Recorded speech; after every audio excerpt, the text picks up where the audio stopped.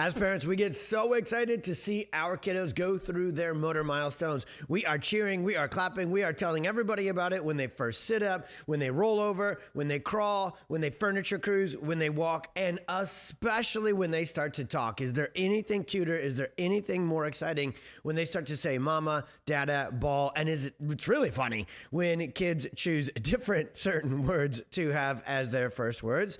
And it's so exciting, and it brings so much enthusiasm and excitement as parents to see those next milestones for your child being achieved. But it also, in turn, brings so much nervousness, anxiousness, and worry when your child is speech delayed.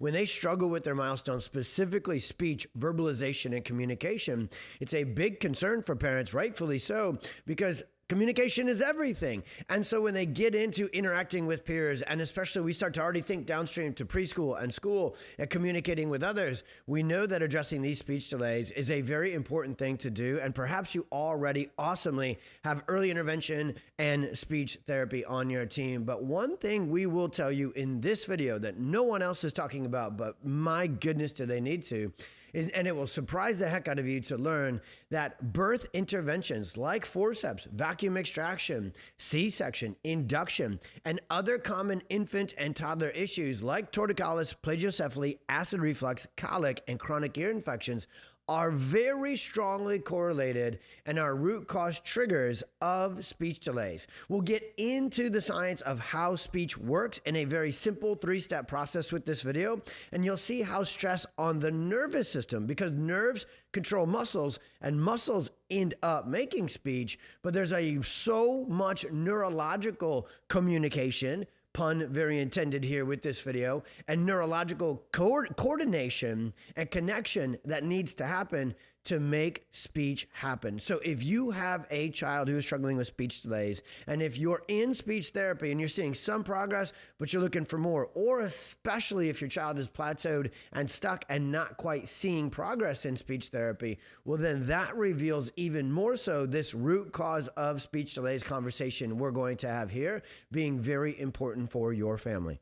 All right, so getting right to it, getting right to the main point of this video, birth interventions are a big deal when it comes to speech delays and honestly all sorts of other neurosensory, neurodevelopmental problems in kids. And no one on the medical side of the fence is talking about it, even though they are right there in the midst of it happening. So when we think about this, it's actually really, really simple. Forceps, vacuum extraction, C-section, induction, manual assistance, or when a child is coming what they call kind of nicknamed sunny side up, coming with a different presentation as their head and neck come through the birth canal or via the surgery with C-section.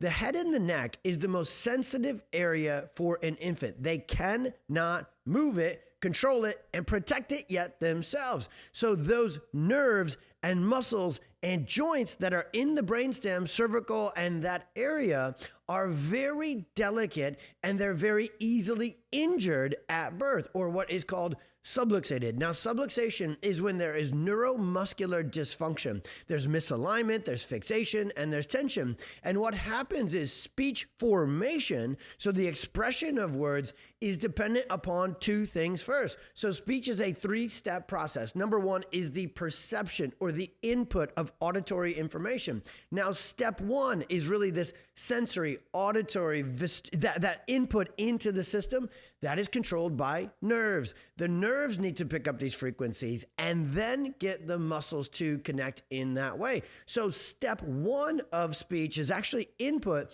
and it's entirely neurological dependent. Step 2 of speech is then the brain and the brainstem needs to make sense of what's coming into it, and it's called integration, processing, organization, coordination. It goes by, step 2 goes by a lot of different words, but that is entirely a neurological function as well. And then step 3, once the nervous system has made its decision and its processing, then it sends the signals out through the nerves first to the muscles of the jaw, the tongue, the vocal cords, and so forth. And so a lot of times, pretty much all the time, the medical world and even amazing rock star speech therapists who understand the nerves, that we're going to talk about the vagus nerve in a second, they know all about that as well.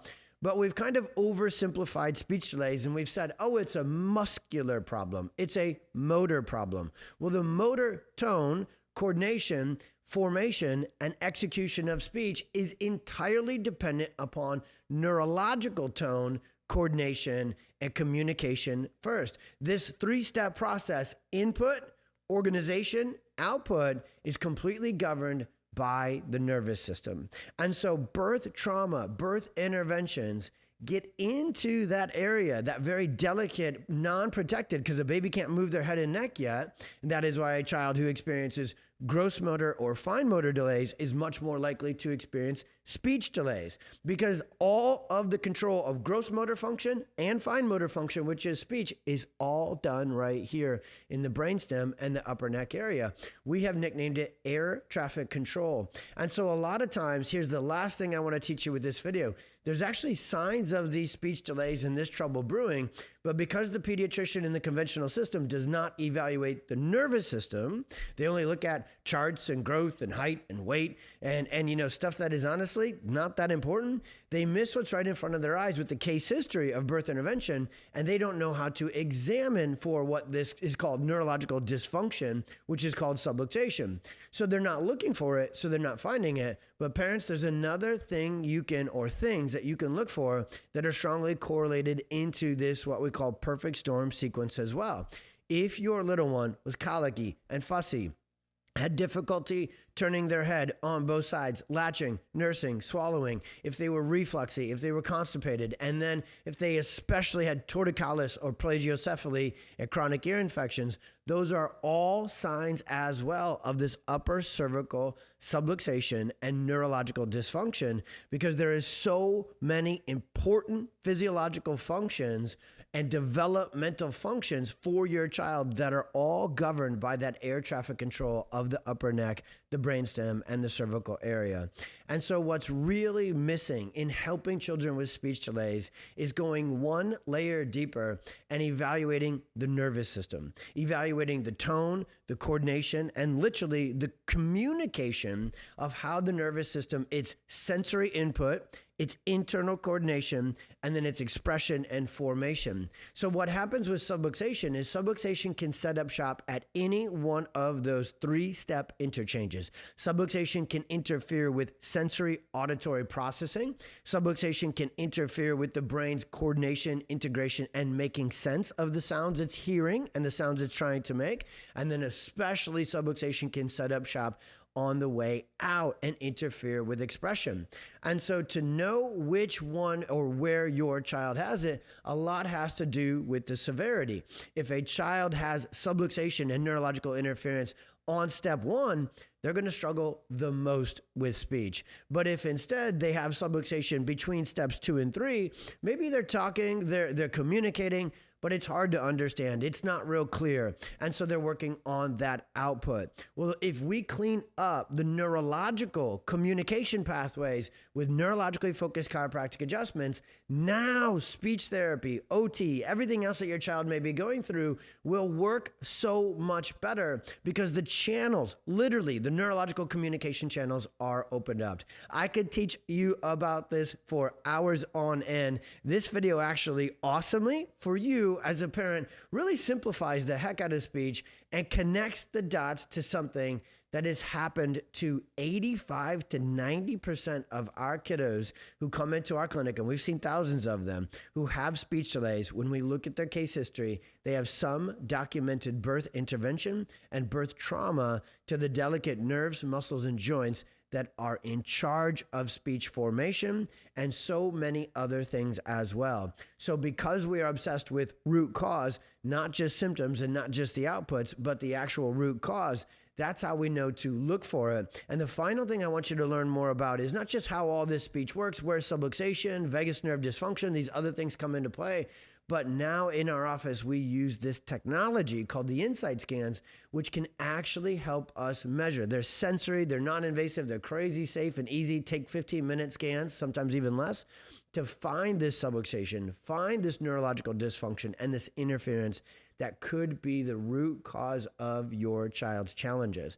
And so if you feel like you've been doing speech therapy, you've been addressing it from all these other angles, and you're not quite seeing the full, complete results you're looking for or as quick of results as you're looking for, and you just want more information, not only click the link to read our whole article about speech delays, we will also include a link to an entire podcast episode I did about speech delays.